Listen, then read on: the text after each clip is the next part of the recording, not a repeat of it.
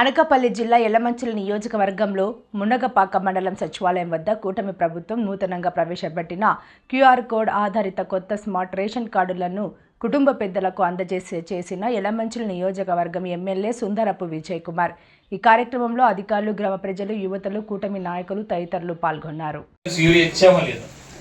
ఈ ప్రభుత్వం చంద్రబాబు నాయుడు గారు, పవన్ కళ్యాణ్ గారు, మోడీ గారు నాయకత్వంలో నడుస్తున్న ప్రభుత్వం. ఈరోజు మోడీ గారు ప్రపంచ స్థాయిలో మనల్ని గౌరవంగా నిలబెట్టాడు.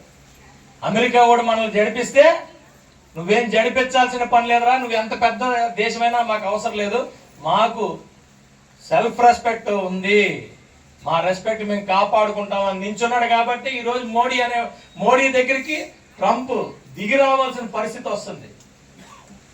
అది నాయకత్వం అంటే. మీ నాయకత్వాలను పెట్టుకొని ఈరోజు రోడ్డు మీద రావాల్సిన పనిలే. ఇంకా నేను చెప్తున్నా, పవన్ కళ్యాణ్ గారు ఎప్పుడు 5-6 సంవత్సరాల క్రితం నుంచి మా అందరితో మాట్లాడేవారు. ప్రతి ఒక్క వ్యక్తికి కూడా డబ్బులున్నా లేకపోయినా ఆరోగ్యం అనేది 100% ఇవ్వాల్సిందే. ప్రతి ఒక్కరికి వాళ్ళు ప్రొటెక్ట్ చేయాల్సిన పరిస్థితి ఉంది. కనీసం ఏదన్నా ఒక జబ్బు, జ్వరం వస్తే ఆర్థికంగా ఇబ్బంది పడిపోతున్నారు.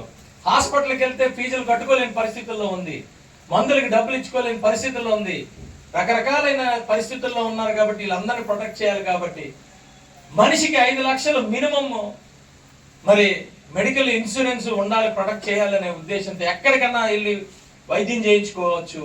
అలాంటిది మనం ఇవ్వాలని చెప్పి చాలా గట్టిగా పట్టుకొని అనేక సందర్భాల్లో మాట్లాడారు. మొన్న క్యాబినెట్లో ఒక కుటుంబానికి 25 లక్షల వరకు మరి ఇన్సూరెన్స్ కల్పించే నిర్ణయం తీసుకున్నారు. అది రాబోయే రోజుల్లో వచ్చేస్తారు అందరికి. చాలా మంది ఆశ్చర్యపోతున్నారు, మా నాయకులు ఆశ్చర్యపోతున్నారు. పేదోళ్ళకైనా, ఏది వైట్ కార్డు ఉన్న వాళ్ళకైనా, ఈ రాష్ట్రంలో పుట్టిన ప్రతి ఒక్కరికి కూడా ఆ స్కీమ్ అందుతుంది. మీరు ఉచిత విద్య 100% ఎవరైనా సరే ఉచిత విద్య తీసుకోవచ్చు, ఇబ్బంది లేదు. ఉచిత వైద్యం 100% తీసుకోవచ్చు, అందులో డౌటే లేదు. మీకు ఓపెన్గా చెప్తున్నాను. ఈరోజు మీకు హాస్పిటల్ ప్రజల చేత ఎన్నుకోబడ్డ ప్రభుత్వాలు ఏదైనా సరే ప్రజలు జీవితానికి మెరుగైన పరిస్థితుల్ని క్రియేట్ చేయాలి. ఒక రేషన్ కార్డు ఇవ్వాలంటే 100 సార్లు నాయకులు వెనకాతలు తిరగాల్సిన పని లేదు.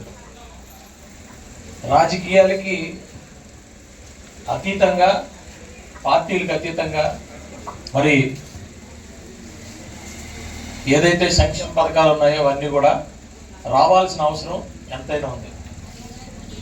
మీరు చూసుంటారు, గత 5 సంవత్సరాలు అంటే 1924 మధ్యలో మన పరిస్థితులు ఎలా ఉండేవి. మరి ఈరోజు కూటమి ప్రభుత్వం